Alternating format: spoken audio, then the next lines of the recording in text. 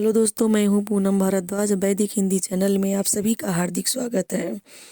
अब तक आपने सूरदास का पद सस्वर वाचन सहित और उसका व्याख्या देखा। आइए अब उसका प्रश्न उत्तर देखते हैं। गोपियों द्वारा उद्धव को भाग्यवान कहने में क्या व्यंग निहित है? उत्तर है, गोपियों द्वारा उद्धव को भाग्यवान कहने में व्यंग निहित है कि उद्धव बड़ा अभागा है, जो श्री कृष्ण के प्रेम और सौंदर्य के समीप रहते हुए भी उनके आकर्षण और उनके प्यार रूपी बंधन से मुक्त हैं। प्रश्न नंबर 2, उद्धव के व्यवहार की तुलना किस किससे की गई है? उद्धव के व्यवहार की तुलना कमल पुष्प और तेल की मटकी से की गई है। जिस प्रकार कमल जल में रहता है और उसकी पत्तियां फिर भी जल के समीप रहते हुए भी उसमें जल का एक भी बूंद नहीं लगता है, दूसरी तरफ तेल की चिकनी मटकी को जल में डाला जाता है तो उसके ऊपर एक भी बूंद नहीं रुकती है। ठीक उसी प्रकार उद्धव व्यवहार में इतना रूखा है कि उस पर कृष्ण के आकर्षण का कोई प्रभाव नहीं पड़ रहा है। प्रश्न नंबर 3, गोपियों ने किन किन उदाहरणों के माध्यम से उद्धव को उलाहने दिए हैं? गोपियों ने उद्धव को उलाहने देते हुए कहा है कि उनका मन निष्ठुर है, जिसमें प्रेम का कोई भाव नहीं है। वह कमल की उन पंखुड़ियों के समान है जो जल के पास रहते हुए भी जल को अपना स्पर्श नहीं देती हैं। वह उस चिकनी मटकी के समान है जो पानी में रहती हुई एक भी बूंद अपने ऊपर नहीं रोक सकती हैं। प्रश्न नंबर 4, उद्धव द्वारा दिए गए योग के संदेशों ने गोपियों की विरह अग्नि में घी का काम कैसे किया है? श्री कृष्ण गोपियों को छोड़कर मथुरा चले गए।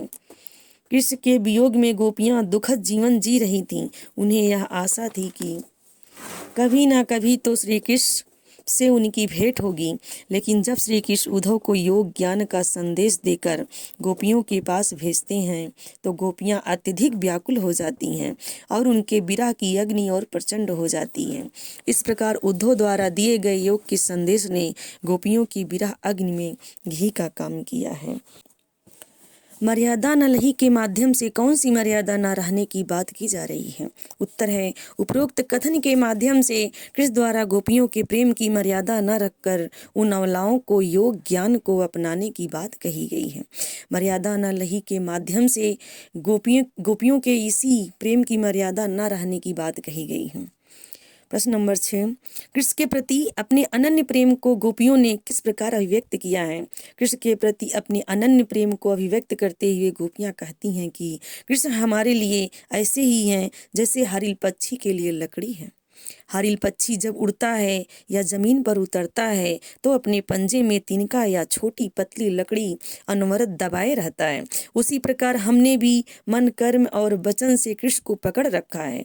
जागते सोते व सपने में, यानी कि शरीर की प्रत्येक दिशाओं में निरंतर कृष्ण कृष्ण की रट लगाए रहती हैं।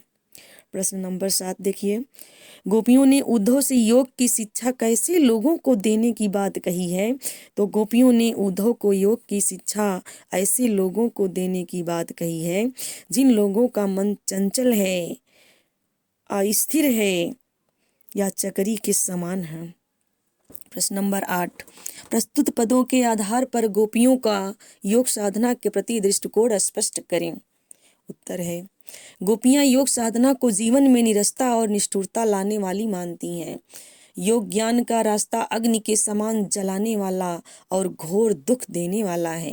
योग साधना को अपनाने की बातें उनकी विरह अग्नि को और अधिक बढ़ा देती हैं। योग साधना की बातें उन्हें कड़वी ककड़ी के समान असहनीय लगती हैं। योग साधना उन्हें एक ऐसे रोग के समान लगता है जिसे उन्होंने पहले कभी ना तो देखा था, न सुना था और ना ही कभी भोगा था। प्रश्न नंबर 9, गोपियों के अनुसार राजा का धर्म क्या होना चाहिए?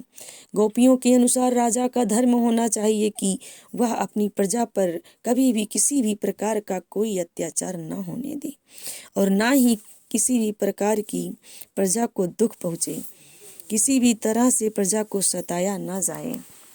अगर मेरा चैनल आपको अच्छा लगे तो लाइक, सब्सक्राइब और बटन दबाना ना भूलें।